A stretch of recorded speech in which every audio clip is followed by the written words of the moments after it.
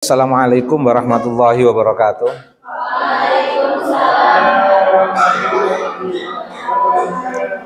Tetap bermanfaat proses perbincangan terkait dengan moderasi beragama sebagaimana yang disampaikan oleh teman-teman kita tadi. Saya ingin menyampaikan akar masalahnya ya. Jadi akar masalah dalam moderasi beragama itu sebenarnya sikap keakuan.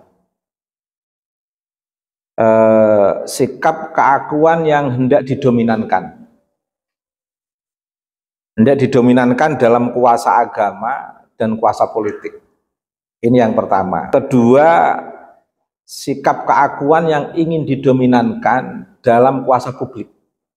Dan yang ketiga, sikap keakuan yang ingin didominankan terkait dengan pemikiran seseorang. Saya ingin memulai dari pertanyaan tadi tentang sebenarnya berpikir radikal itu kan bagus. Ciri seorang filosof itu kan teoretik, berpikir sampai seakar-akarnya. Mengapa kok muncul menjadi seolah-olah, bukan seolah-olah, kok menjadi negatif kata radikalisme itu? Keakuan kalau ingin berhenti pada sebuah pemahaman, aku dalam konteks berpikir maka aku ada, dan aku dalam konteks berpikir untuk mendapatkan pemahaman yang mendalam, itu bagus. Ya, itu bagus. Berpikir sampai seakar-akarnya untuk mendapatkan pemahaman yang mendalam itu bagus. Menjadi aku yang ada, karena aku berpikir maka aku ada. Ada yang ditawarkan dari hasil pemikiran sebagai bentuk eksistensi diri atau kehadiran sosok yang mau berpikir ini. Tapi kan yang menjadi persoalan ketika itu harus diismekan, kemudian menjadi radikalisme.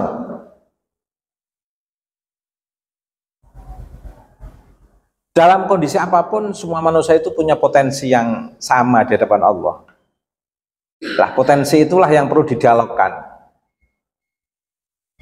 Ketika sudah berada dalam ruang publik, ada dalam konteks kebersamaan bersama yang lain, itu kan perlu kompromi-kompromi. Apalagi terkait dengan kebijakan publik, terkait dengan persoalan masyarakat. Masyarakat itu kan persoalannya berbeda-beda. Ada manusia yang memang perlu motor sebagai mobilisasi. Tapi kan tidak semua orang harus kita paksa pakai motor. Dia perlu mobil. Mungkin karena menjaga kesehatan. Tapi juga tidak perlu keduanya juga. Komunitas masyarakat itu ada yang tidak perlu motor, ada yang tidak perlu mobil. Dia butuh sepeda untuk olahraga. Ada juga yang tidak butuh ketiganya, dia hanya butuh jalan kaki, jalan kecil. Olahraga pun kan nggak harus lari kencang kan. Jalan cepat, jalan ringan, itu. Makan pun kebutuhan manusia berbeda-beda. Selera manusia juga berbeda-beda. Sistem namanya manusia itu pasti membutuhkan pasangan pada saatnya diperlukan. Tapi kan tidak boleh dipaksa. Pasangan yang disukai oleh si fulan A harus disukai oleh si fulan B, C, D, E. Nanti jadi rebutan nanti. Kalau itu dipaksa, nah itu namanya keakuan yang ingin didominankan dalam konteks berpikir mendalam, sehingga seolah-olah hasil pemikiran mendalam itu harus menjadi aliran. Pemaksaan keakuan yang ingin didominankan dari hasil pemikiran itu, aku berpikir maka aku ada, ingin didominankan, itu nanti akhirnya menjadi aliran, menjadi seolah-olah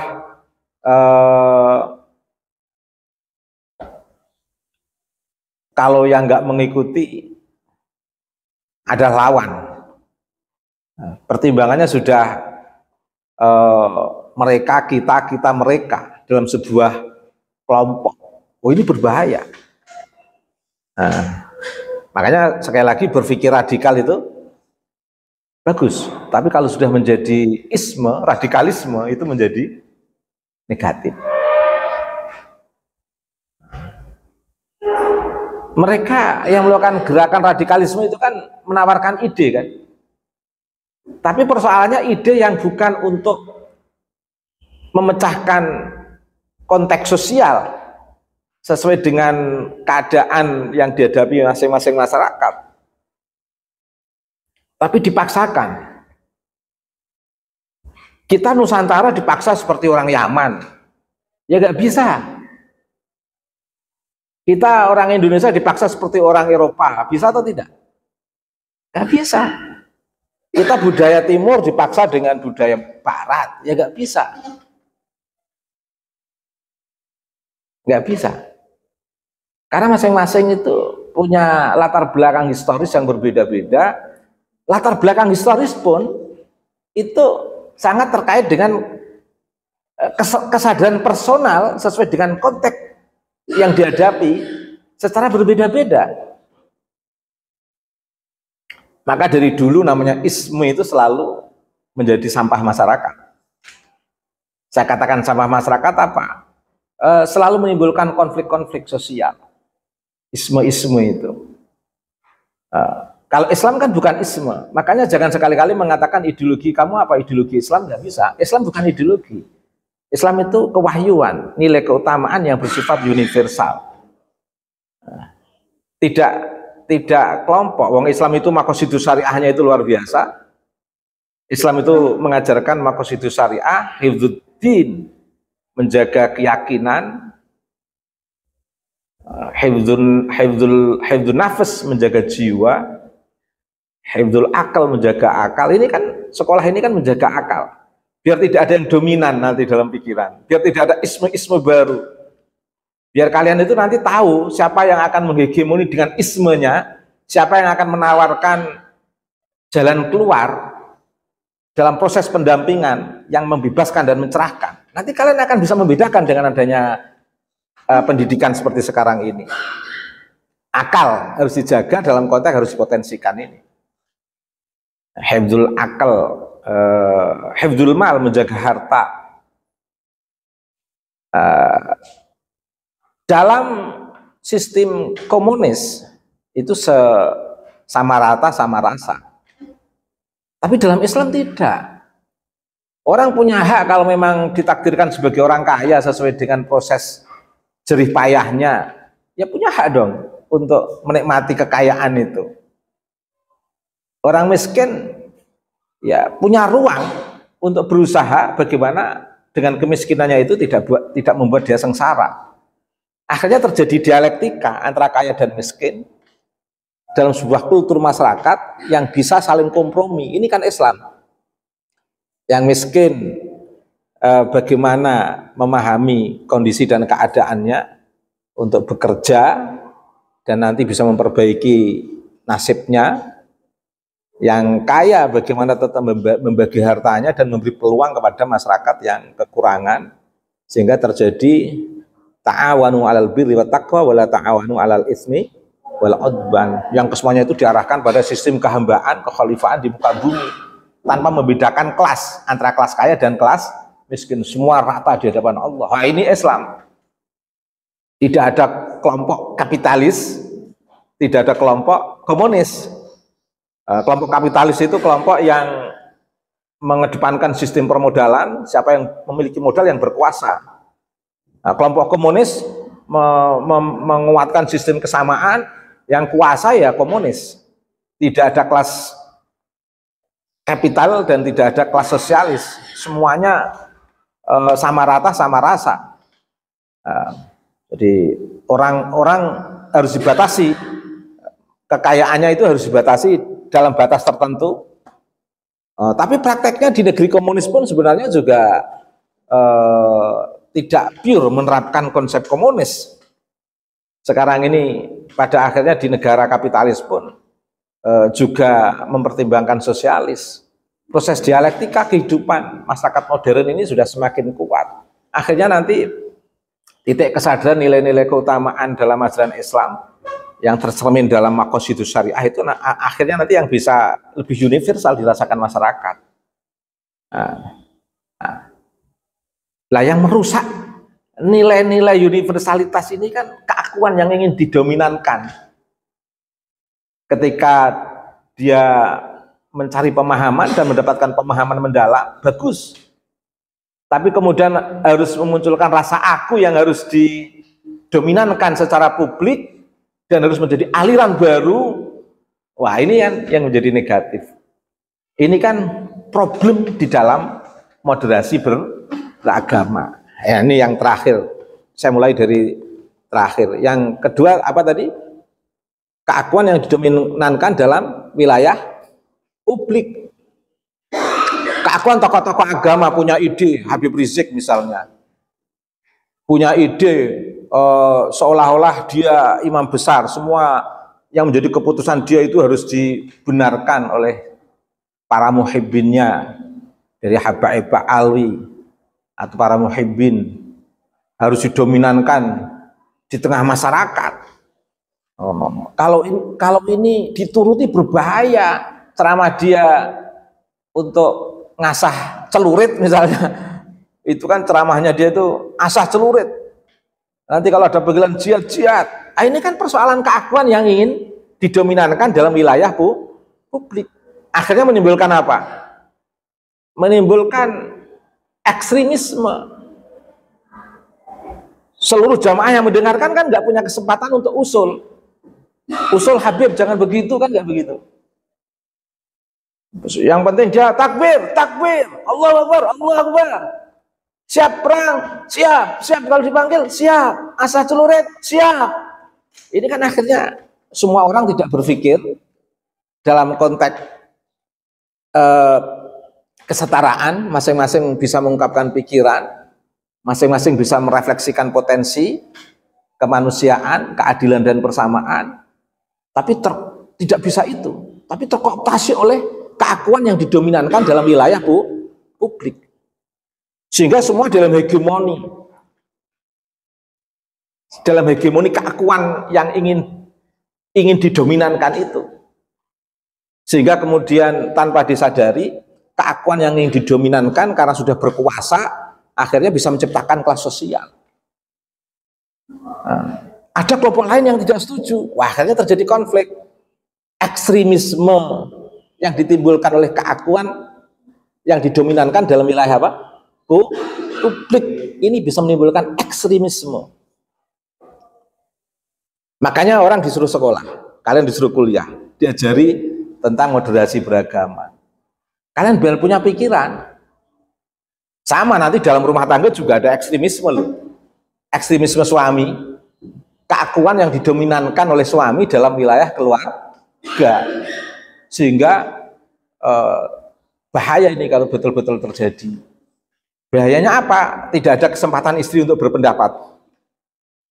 Tidak ada kesempatan anak untuk berkreasi dalam proses pendewasaan dan penguatan mental. Tidak ada proses pemberdayaan yang mencerahkan dan membebaskan. Yang ada adalah keakuan yang ingin didominankan dalam wilayah keluarga. Bisa saja ini muncul dari seorang istri yang otoriter, sehingga suaminya takut dengan istrinya. Maka muncul istilah apa? Suami takut istri, sebaliknya. Nah, ini kan luar biasa. Atau ketika orang tuanya sudah tua, anaknya menjadi berkuasa, malah orang tuanya malah jadi pembantu di rumah anaknya misalnya. Karena di situ ada keakuan yang ingin didominankan dari pikiran seorang anak dalam keluarga, tidak memperdulikan di situ ada kedua orang tua, sehingga orang tua seperti pembantu misalnya. Nah, ini problem ekstremisme itu sebenarnya menurut pendapat saya adalah karena adanya keakuan yang ingin didominankan. Nah, yang kita bahas ini ingin didominankan dalam wilayah apa? Publik. Yang pertama, keakuan yang ingin didominankan dalam wilayah kuasa agama dan ini juga menimbulkan ekstremisme tersendiri. Sehingga jangan dikira loh dalam agama itu tidak ada sistem kuasa. Oh, ada. Maka kemudian muncul sistem perbudakan spiritual itu kan karena adanya keakuan seseorang yang ingin didominankan dalam wilayah agama.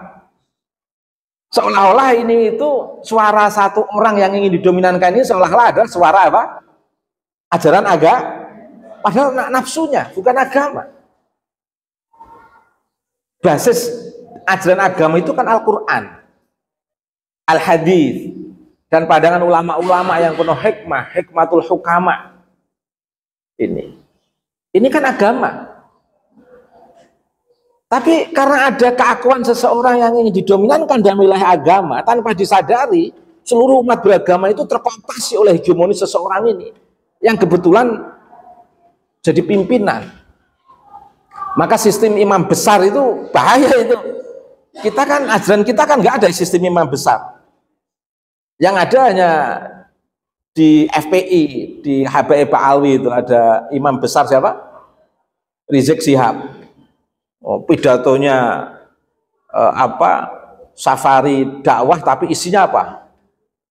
Hasut, menghasut, mendidik masyarakat untuk membenci pemimpin, membenci kelompok yang tidak sesuai. Ini kan efek keakuan yang ingin didominankan dalam wilayah apa? Agama, sehingga ajaran agama yang lain itu seakan-akan runtuh dalam satu perspektif itu tadi, keakuan yang ingin apa? Didominankan dalam wilayah apa?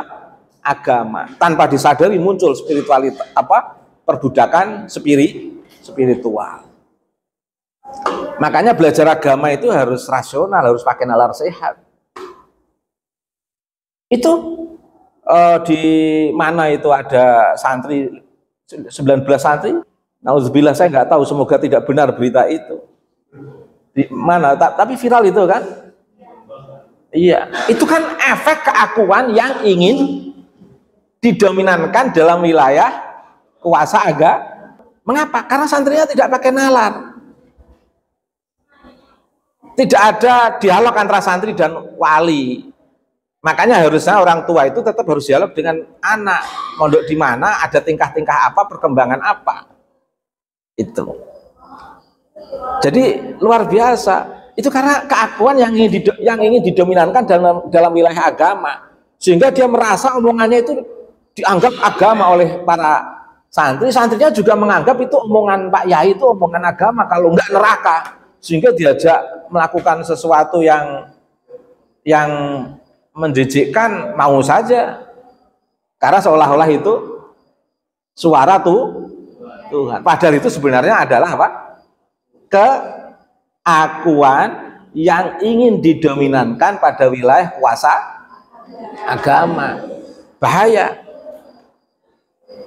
Nah, tapi juga sebaliknya, ada dosen yang baik, mungkin mahasiswinya jengkel, ada juga, atau sebaliknya, nah, ada dosen keakuan yang ingin didominankan pada wilayah publik, kampus, seolah-olah akhirnya mahasiswi banyak yang terkooptasi oleh dosen, sehingga ada mahasiswi yang jadi korban dosen. Karena apa? Mahasiswi terkooptasi oleh keakuan yang didominankan oleh dosen itu dalam wilayah publik. Ini Pak dosen ini betul-betul akademik atau nafsu?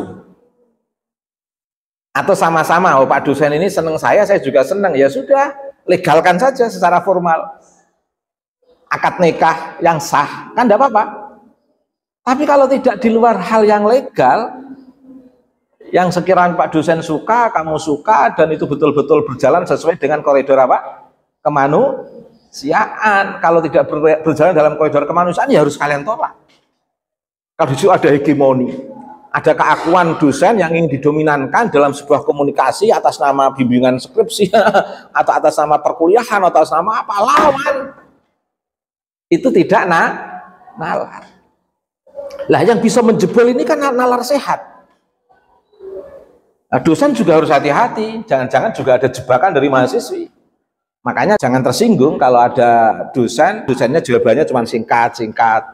Karena kalau terlalu banyak nanti dikira lebih, nanti apalagi kalau ngomongnya sampai kemana-mana, nanti mahasiswinya nyimpen omongan itu disampaikan ke teman-teman yang lain, bisa jadi fitnah. Bagaimana supaya terhindar dari keakuan yang didominankan dalam wilayah publik yang membahayakan itu? Ya nalar sehat. Berpikir dengan nalar, ya yang akhirnya yang menghilangkan ekstremisme itu apa? Bernalar secara sehat, beragama sesuai dengan maqasidus syariah, sehingga kalian tahu orang yang kamu anggap khusyuk bisa jadi dia berbuat jahat. Kamu bisa tahu ukurannya. Pokoknya semua keakuan yang ingin didominankan itu akan ada problem-problem sosial yang luar biasa, akan memunculkan ekstremisme baru, baik di dalam keberagamaan, di dalam wilayah sosial, di dalam wilayah politik. Jadi jangan dikira ekstremisme itu muncul di tengah keberagaman umat, tidak loh. Jadi tidak hanya perlu moderasi beragama, moderasi politik juga perlu, moderasi wilayah publik juga perlu, moderasi dalam pendidikan juga, sehingga tidak ada hegemoni dosen semua yang keinginannya harus dikehendaki, tidak. Harus ada kesepakatan yang moderat. Juga sebaliknya, mahasiswi dianggap Tuhan, semua kehendak mahasiswa-mahasiswi harus dituruti. Perlu bakat makalah atau tidak? Pasti jawabannya tidak, Pak. Perlu ada UTS atau tidak? Pasti mahasiswa-mahasiswi jawabannya apa? Tidak. Perlu ada UAS atau tidak? Tidak. Ada kuliah atau tidak? Tidak. Nilainya minta A atau C? Nah, pasti begitu. Maka harus ada kompromi-kompromi yang sehat. Jadi simpulan saya, problem masalah moderasi beragama itu apa? Keakuan yang ingin didominankan. Wah, ini bahaya. Baik dalam wilayah agama, politik, publik, maupun dalam apa terakhir tadi, aliran atau ideologi. Jadi teoretik berpikir sampai mendalam seakar-akarnya itu bagus, tapi kalau harus menjadikan pikiran itu menjadi aliran baru dalam sistem sosial dan semuanya harus ikut, bagus atau tidak? Tidak bagus. Ya begitu, semoga bermanfaat. Mari kita tutup dengan bacaan hamdalah.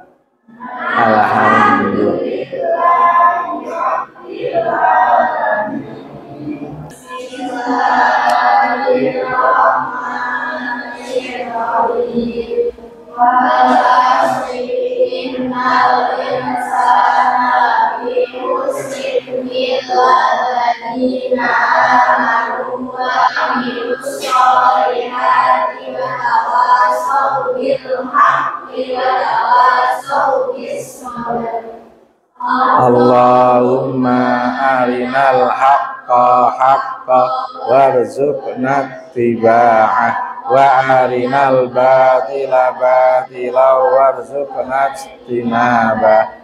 Amin. Baik, wassalamualaikum warahmatullahi wabarakatuh.